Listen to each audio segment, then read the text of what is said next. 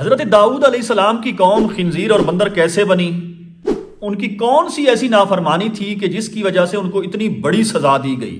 اور چھوٹی سی عمر میں حضرت داؤد علیہ السلام نے جالوت جیسے جابر بادشاہ کو کیسے قتل کیا؟ جالوت بادشاہ کے مقابلے میں بنی اسرائیل کے بادشاہ حضرت طالوت کا لشکر جب آیا تو اس میں ایک نوجوان اپنی غلیل کے ساتھ شریک تھا۔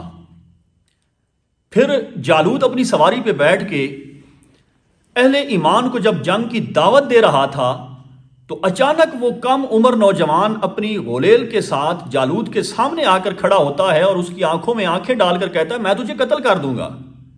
جالوت نے دیکھا چھوٹا سا بچہ ہے، کوئی توجہ نہیں دی۔ پھر چشمے فلک نے وہ منظر دیکھا کہ اس نوجوان کی غلیل سے نکلنے والے پتھر نے جالوت کا سر پاش پاش کر دیا۔ وہ اپنی سواری سے نیچے گرا اور زمین پر تڑپ تڑپ کر مر گیا۔ وہ نوجوان ایک چرواہا تھا، لیکن قدرت کے فیصلے بہت بڑے تھے۔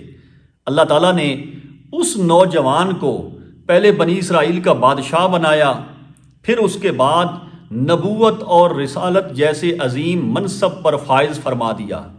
وہ بچہ، وہ عظیم بچہ، اس کا نام حضرت داؤد علیہ السلام ہے۔ آپ فلسطین میں پیدا ہوئے، حضرت ابراہیم علیہ السلام کی نسل میں سے تھے، اور آپ وہ واحد حضرت آدم علیہ السلام کے بعد پیغمبر ہیں جن کو قرآن نے خلیفہ کا لقب عطا فرمایا ہے۔ آپ پر زبور نازل کی گئی۔ کہا جاتا ہے کہ جب آپ زبور کی تلاوت کرتے تھے اللہ نے بڑی دل نشین آواز سے نوازا تھا۔ پرند چرند، پہاڑ، درخت، جن، انسان سارے کے سارے وجد میں آ جاتے تھے اور آپ کے ساتھ مل کر ذکر الہی میں مشغول ہو جاتے تھے۔ اسی طرح ایک یہ معجزہ بھی عطا کیا اللہ نے آپ کو کہ آپ کے لیے اللہ تعالیٰ نے لوہے کو موم کی طرح نرم فرما دیا۔ آپ بغیر آگ اور ہتھوڑے کے اپنے ہاتھوں سے لوہے کو موڑ لیتے تھے۔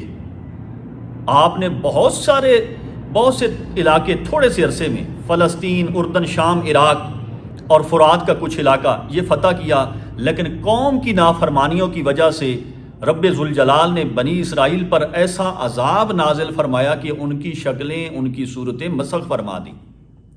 اب کون سی ایسی وجہ تھی؟ انہوں نے کون سی ایسی نافرمانی کی کہ اتنی بڑی اور سخت سزا دی گئی؟ وجہ صرف اور صرف یہ تھی کہ ہفتے کا دن بنی اسرائیل کے لیے عبادت کے لیے مخصوص تھا۔ وہ ہفتے کے دن عبادت کرتے تھے، لیکن اس کے علاوہ کوئی کام کرنے کی اجازت نہیں تھی۔ اب سمندر کے کنارے جو مچھلی کے شوقین لوگ آباد تھے، حالانکہ شکار ہفتے کے دن منع تھا، اس کے باوجود بھی وہ شکار کرنے سے باز نہیں آئے۔ جب انہوں نے شکار کرنا شروع کیا، اللہ کے حکم کی نافرمانی کی، تو اللہ تعالیٰ نے ان پر عذاب نازل فرمایا، ان کی شکلوں کو مسخ کر دیا۔ ان کے جو بوڑھے تھے وہ خنزیر بن گئے، جو نوجوان تھے وہ بندر بن گئے۔ اور جب یہ بندر اور خنزیر اپنے اپنے خاندان والوں کے پاس جاتے تھے، ان کو پہچانتے بھی تھے اور ان کے پاس بیٹھ کر آہوزاری بھی کرتے تھے۔ 3 دن تک یہ اسی طرح سے آہوزاری کرتے رہے، پھر سارے کے سارے یہ مر گئے۔ اب امت محمدی صلی اللہ علیہ وآلہ وسلم کے لیے ایک بہت بڑا سبق ہے اس واقعہ میں، اور وہ سبق یہ ہے کہ اگر ہم اللہ تعالیٰ کی نافرمانی کریں گے تو یقیناً وہ جبار بھی ہے، قہار بھی ہے۔ ایسا نہ ہو کہ ہم پر بھی کوئی عذاب نازل ہو جائے۔